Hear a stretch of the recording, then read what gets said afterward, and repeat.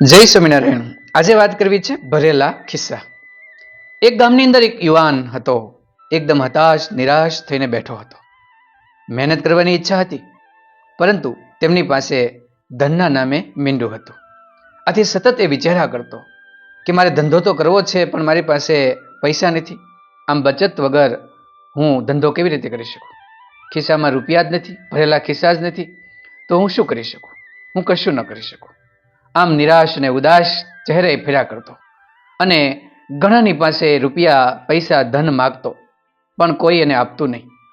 આથી વધારે નિરાશ થતો કે મારે ધન કમાવવું છે, વિકાસ કરવો છે, પ્રગતિ કરવી છે, પણ કોઈ મને મદદ નથી કરતું. જો કોઈ મદદ નહીં કરે તો મારો વિકાસ કઈ રીતે થશે?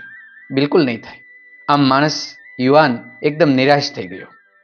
એક વખત તે એક મનોવૈજ્ઞાનિક વડીલને મળે છે અને એકદમ ઉદાસ ચહેરો જોઈ એ વડીલ તેને કહે છે કે ભાઈ, આમ મૂંઝાઈ કેમ ગયો છે? લજામણીના છોડ જેવો કેમ થઈ ગયો? તો કે જોવાને શું કરું? મારે વિકાસ કરવાની ખૂબ ઈચ્છા છે, પ્રગતિ કરવાની ખૂબ ઈચ્છા છે, પણ ખિસ્સા ખાલી છે. મારી પાસે રૂપિયા નથી. સગા સંબંધી પાસે માગ્યા તો કોઈ આપતું નથી. મિત્રો પણ હાથ ઊંચા કરી દીધા છે. મને લાગે છે કે મારો વિકાસ થશે નહીં. આથી હું નિરાશ ઉદાસ થઈ ગયો છું. પેલા વડીલે કીધું, એલા ભાઈ, પ્રગતિ માટે ભરેલા ખિસ્સાની કશું જરૂર નથી. યુવાનને નવાઈ લાગી. તો ભરેલા ખિસ્સા ન હોય તો રોકાણ કઈ રીતે કરવું? કેવી રીતે આગળ વધવું? ત્યારે વડીલે કહ્યું કે પ્રગતિ માટે ભરેલા ખિસ્સા નહીં, પણ વિચારોથી ભરેલું મન હોવું જોઈએ. એ જ તારી પાસે નથી. તારી પાસે જે વિચારો છે એ બધા જ નિરાશાવાદી છે કે મારથી નહીં થાય, મારી પાસે ધન નથી, આ નથી, પેલું નથી.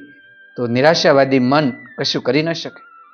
માટે ઊભો થા, તારા વિચારને પહેલા સશક્ત બનાય.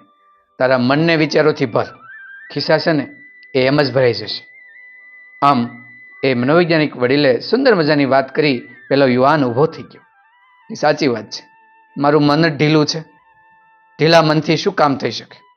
હું પ્રયત્ન કરી ખિસ્સા ભરવા, પૈસાથી ભરવા એ પહેલા મન વિચારોથી ભરેલું હોવું જરૂરી છે.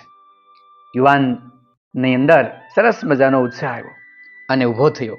પોતાના વિચારોને સશક્ત બનાવ્યા અને નાના નાના રોકાણથી, નાની નાની બાબતથી એને કામ શરૂ કર્યું. પહેલાં નાનું રોકાણ કર્યું, નાનો વ્યવસાય કર્યો. ધીરે ધીરે એમાં સફળતા મળી અને ધીરે ધીરે એમના ધંધાની અંદર ખૂબ બરકત મળી. અને એક સમય એવો આવ્યો કે સુંદર મજાના જે ખિસ્સા ખાલી હતા ને, એ હવે સુંદર મજાના ખિસ્સા હવે ભરાઈ ગયા હતા.